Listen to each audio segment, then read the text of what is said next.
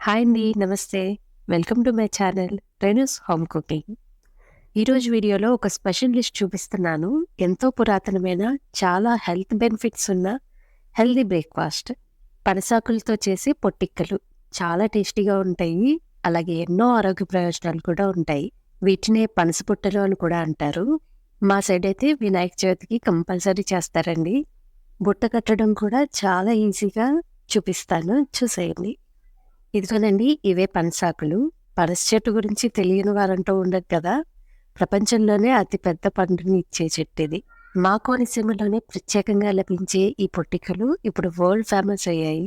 ఇప్పుడు అన్ని చోట్ల లభిస్తున్నాయి కానీ, అసలు పుట్టినిల్లు మాత్రం కోనసీమ జిల్లా అంబాజీపేట. మీరు కోనసీమ కనుక వెళ్ళినట్టయితే అమలాపురం, అంబాజీపేట ఈ ప్రాంతాల్లో పొట్టికలు మాత్రం తినకుండా రాకండి. పనసాకులు దొరికితే కనుక ఇలా చేసుకోవచ్చు. ముందుగా ఆకులన్నిటిని కడిగి ఆరబెట్టి తీసుకోవాలి. బుట్ట కట్టడానికి 4 ఆకులు సరిపోతాయి. 4 ఆకులు కూడా సమానంగా ఉండేటట్టు చూసుకోవాలి.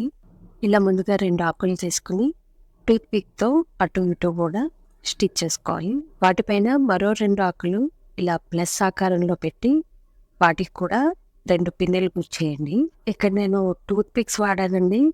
ఇవి చాలా లావుగా ఉన్నాయి. గుచ్చడానికి కొంచెం కష్టమైంది. చీపురు పుల్లల్లో అయితే ఈజీగా ఉంటది. కానీ నాకది దొరకలేదు.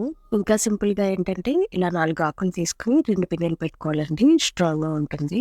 ఒక పిన్ అయితే ఊడిపోతది. ఇలా ఆకు చివరని పైకి ఫోల్డ్ చేస్తూ అక్కడ ఒక పిన్ పెట్టుకోవాలండి. ఇదే విధంగా 4 వైపులా కూడా పిన్నులు పెట్టేసుకోవాలి. అప్పుడు ఇలా బుట్ట షేప్‌లో రెడీ అవుతుంది. ఆకు ఒకదాని మీద ఒకటి లేయర్ అయ్యేటట్టు చూసుకోండి. లేకపోతే చిన్న హోల్ ఉన్నా సరే పిండి బయటకొచ్చేస్తుంది. చూడండి బుట్ట రెడీ అయిపోయింది. వచ్చింది కదా! ఇప్పుడు పిండి ఇందులో నింపడానికి ఈజీగా ఉండడం కోసమని కాడలు ఇలా కత్తిరించేస్తున్నాను. అన్నీ కాదండి 3 ఆకులకి కట్ చేయాలి. ఒకటి పట్టుకోవడానికి ఈజీగా ఉంచేయాలి. అమ్మో! బుట్ట కట్టడం కష్టంగా ఉంది అనుకుంటే ఇలా సింపుల్‌గా ఒక ఆకు తీసుకొని ఇలా కోన్ షేప్‌లో చుట్టేసి ఒక పిన్ పెట్టేయాలి. దీనికి కూడా కోన్‌కి చివరన చిల్లు లేకుండా చూసుకోవాలండి. లేకపోతే పిండి అక్కడి నుంచి కారిపోతుంది. ఇదైతే చాలా సింపుల్ కదా చేసుకోవడం. వీటిని మేము కిళ్ళీలు అంటాము. కొంచెం పెద్ద కోన్స్ కావాలంటే ఇలా కొంచెం వెడల్పుగా కోన్ తీసుకుంటే సరిపోతుంది. మరీ దగ్గరికి కోన్ చుట్టేస్తే చాలా తక్కువ పిండి పడుతుందండి. అందుకనే ఇట్లా.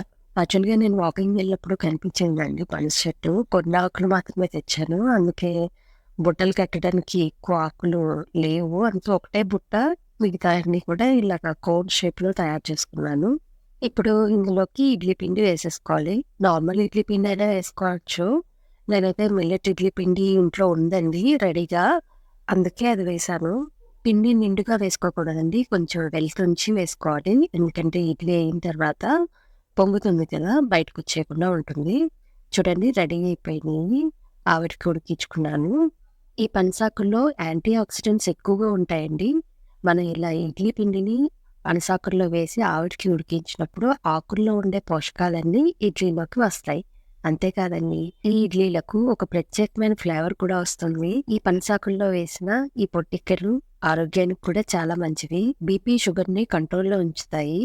అలాగే వెయిట్ లాస్‌లో కూడా ఉపయోగపడుతుంది. పనసాకులు దొరికిన ప్రతిసారి ఈ రెసిపీ తప్పనిసరిగా ట్రై చేయండి. చాలా బావుంటుంది.